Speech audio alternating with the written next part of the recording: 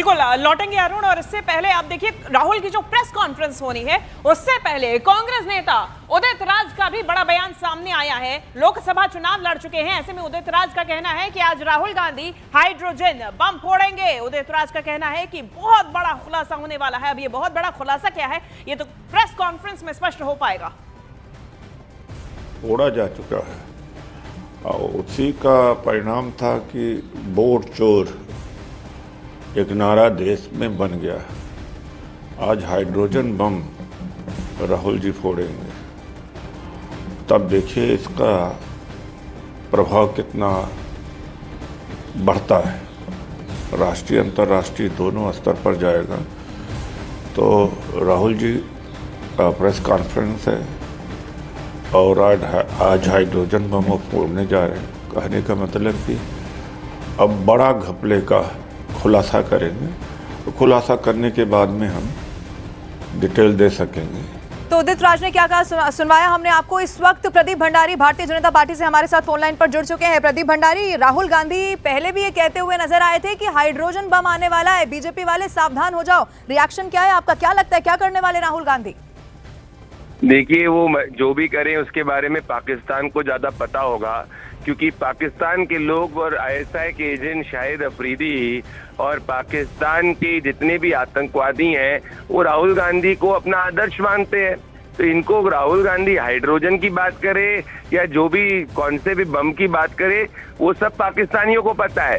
देश के लोग तो राहुल गांधी को दो चीजों के लिए जानते हैं, ए मलेशिया और बैंकॉक में छुट्टी बनाने के लिए, और दूसरा देश विरोधी बात करने के लिए। और इनका हर झूठ कोर्ट के अंदर एक्सपोज हो जाता है, इसीलिए कोर्ट में माफी मांगते फिरते हैं। पहले कह रहे थे रफाल रफाल रफाल, फिर जाके कोर्ट ने उनको लताड़ लगाई। फिर अभी महाराष्ट्र की बात कर रहे थे, गए मद्रास हाईकोर्ट ने बोला राहुल जो बोल रहे हैं झूठ बोल रहे हैं। तो आज देश की जनता समझ चुकी है राहुल गांधी कट्टर झूठे हैं। जो वो बोलते हैं वो झूठ बोलते हैं, भले वो हाइड्रोजन की बात करे, ऑक्सीजन की बात करे या जाके जिसकी भी बात करे, पर देश की जनता राहुल गांधी को गंभीरता से नहीं लेती।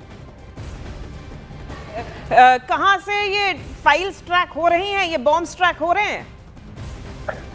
देखिए, राहुल गांधी इस वक्त ऐसे हताश स्टेट में है कि वो जनता के मुद्दे नहीं उठा सकते। पूरे बिहार में गए थे अपनी यात्रा निकालने के लिए, क्या नतीजा निकला उसकी तेजस? चुनाव आयोग उनको लिखित करके कहता है कि आइए, और जो हम चुनाव के पहले बिहार में डोर टू डोर वेरीफाई कर रहे हैं, जो सही मतदाता हैं 18 साल के हो गए, अगर वोटर नहीं तो उनको वोटर बनाएंगे, चाहे किसी जाति धर्म बिरादरी के हैं, अगर वो भारत के नागरिक हैं। अगर किसी की डेथ हो गई तो उसका नाम कटेगा, कोई कहीं चला गया तो उसका नाम वहाँ से डिलीट होगा। लेकिन रोहिंग्या, बांग्लादेशी या विदेशी जो अवैध रूप से मतदाता बने हैं वो नहीं रहे। तो जब चुनाव आयोग उनसे सबूत मांगता है तो वो सबूत देने के बजाय केवल देश को गुमराह कर रहे हैं, देश में भ्रम पैदा है। जब इलेक्शन कमीशन के सामने अपने सांसदों के साथ प्रोटेस्ट करने जाते हैं तो उन्होंने 30 सांसदों को चुनाव आयोग ने बुलाया, अंदर नहीं गए क्योंकि उनके पास कोई सबूत नहीं।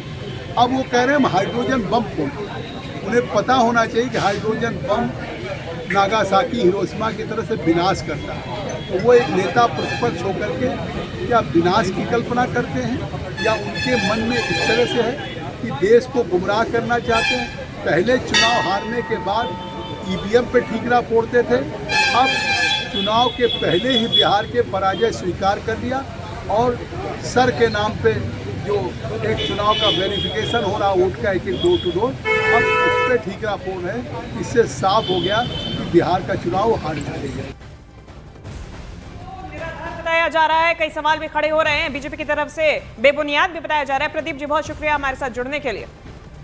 और दिल्ली से अरुण सिंह एक बार फिर से हमारे साथ मौजूद है। अरुण, क्योंकि इससे पहले जब एटम बम का जिक्र किया था तब बीजेपी के खेमे से आवाज आई थी कि उस एटम बम से, परमाणु बम से तो एक चींटी भी नहीं मरी, तो हाइड्रोजन बम भी सिर्फ हवाई है, ये फुस हो जाएगा। लेकिन क्या वाकई ऐसा है या फिर वाकई कांग्रेस एक बड़ी रणनीति के साथ इस बार उतरी है? देखिए, पहली बात तो राजनीति में परसेप्शन बहुत अहम चीज होती है, और अगर आपने अपने मुद्दे आम जनता को समझा दिए, लोगों के मन में शक पैदा कर दिया, तो यह आपकी जीत है। अब जहां तक बात है बीजेपी की, बीजेपी कभी भी ये स्वीकार नहीं करेगी कि राहुल गांधी अपने किसी मुद्दे को उठाने और जनता तक पहुंचने में सफल रहे। लेकिन कांग्रेस की बात अगर आप करेंगे तो वो कहेंगे पूरा देश, पूरी जनता, हर आदमी इसी की बात कर रहा है। तो परसेप्शन महत्वपूर्ण है। कांग्रेस पार्टी को ऐसा लगता है, बीजेपी और कांग्रेस के दावों को छोड़ दीजिए, एक कॉमन मैन की तरह समझिए, तो कांग्रेस के लोगों को ऐसा लगता है कि आम जनता जो फेंस सीटर है, न वो कांग्रेस की है न वो बीजेपी की है, वो आखिरी समय में तय करती है किसको वोट देना। उन लोगों के मन तक ये मुद्दा पहुंचाने में वो कामयाब रहे हैं। पिछले कुछ विधानसभा चुनावों के रिजल्ट की बात करिए, लोकसभा चुनाव के रिजल्ट की बात करिए और महादेवपुरा विधानसभा के विश्लेषण की बात करिए। कांग्रेस पार्टी इसीलिए इस पर आगे बढ़ रही है क्योंकि उसको लग रहा है कि एक ऐसा मुद्दा बहुत अरसे बाद मिला है जो हर आदमी से जुड़ा है। वोटर इस देश का हर नागरिक है लगभग। तो अगर आप राफेल का मुद्दा उठाते थे, जीएसटी का मुद्दा उठाते थे, हो सकता है समाज का एक वर्ग उसमें शामिल न हो सकता है समाज का ज्यादातर लोग उससे ताल्लुक न रखते हो, लेकिन वोटर अधिकार यात्रा जो उन्होंने बिहार में की और जो वोट चोरी का कथित रूप से वो आरोप लगा रहे हैं, ये हर एक व्यक्ति से जुड़ा मामला है। तो अगर राहुल गांधी ने लोगों को ये समझाने में सफलता पा ली कि हाँ वोट चोरी किया जा सकता है, वोट चोरी हो रहा है, तो जाहिर सी बात है वो अपनी सफलता मानेंगे। लेकिन बीजेपी लगातार ये कहती रही है कि वो रियल मुद्दों से ध्यान भटकाने के लिए ऐसे ऐसे बड़े मुद्दे लाते हैं, चाहे राफेल का मुद्दा हो, इसके पहले भी कई मुद्दे वो ले आए, लेकिन ईवीएम का चाहे मुद्दा हो, लेकिन बाद में वो मुद्दों पर टिकते नहीं। और यही वजह है कि इस बार राहुल गांधी उस आरोप से अपने आप का जिसको कहते हैं ना पीछा छुड़ाने के लिए इस मामले को, यानी वोट चोरी के कथित मामले को लगातार वो सस्टेन कर रहे हैं, लगातार इस मुद्दे को उठा रहे हैं। और अगर आप देखेंगे इस बार उनके बयान को, आप सवाल कुछ भी पूछिए जवाब एक ही देते हैं वो कि वोट चोरी जो हो रही है, वोट चोर गद्दी छोड़, इस तरह के जवाब लगातार वो दे रहे हैं। जाहिर सी बात उनके दिमाग में ये बात है, कांग्रेस पार्टी की रणनीति है कि इसी मुद्दे पर आगे बढ़ना है। बिहार का चुनाव न सिर्फ इस मुद्दे पर लड़ना है बल्कि लोकसभा चुनाव तक भी इस मुद्दे को जिंदा रखना। अरुण, यानी कि आप इसे और सरल भाषा में समझे तो एक परसेप्शन बनाने की यहाँ कोशिश की जा रही है कांग्रेस पार्टी की तरफ से, जिसमें राहुल गांधी एक अलग अलग मुद्दे लाकर और खासतौर पर वोट चोरी का जब वो कथित आरोप लगाते हैं। तो लेकिन ये भी समझना होगा अरुण, क्योंकि अब सर पर तो बिहार विधानसभा का चुनाव है, वहां एसआईआर पर पहले बवाल मचा। बिहार को लेकर क्योंकि कांग्रेस तो ये कहती है 40 से ज्यादा ऐसी सीटें हैं जिन पर नजर है वोट चोरी को लेकर, उसी का खुलासा अभी करना है। बिहार के लिए क्या खास हो सकता है या बिहार पर कैसे फोकस आज हो सकता है इस प्रेस कॉन्फ्रेंस के जरिए अरुण?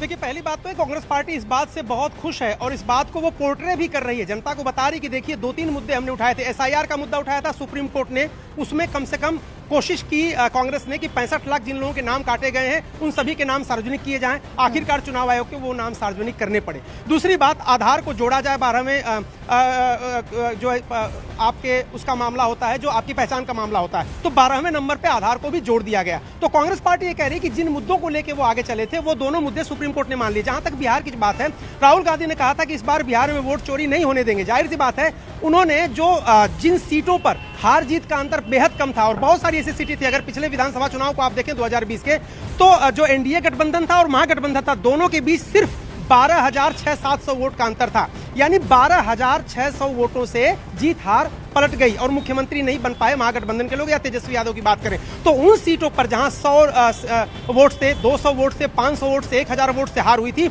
उन सीटों पर बूथ मित्र तैयार किए गए हैं कांग्रेस की तरफ से। बूथ मित्र, मैं शब्द का इस्तेमाल कर रहा हूं। हर बूथ पर एक कांग्रेस पार्टी का व्यक्ति है जो आज से ही देख रहा है कि कितने नाम डिलीट किए गए, कितने नाम ऐड किए गए, उनके समर्थकों के नाम उसमें हैं या नहीं है। तो इस तरह की कोशिश कर रही है कांग्रेस। बिल्कुल। और अरुण, नजर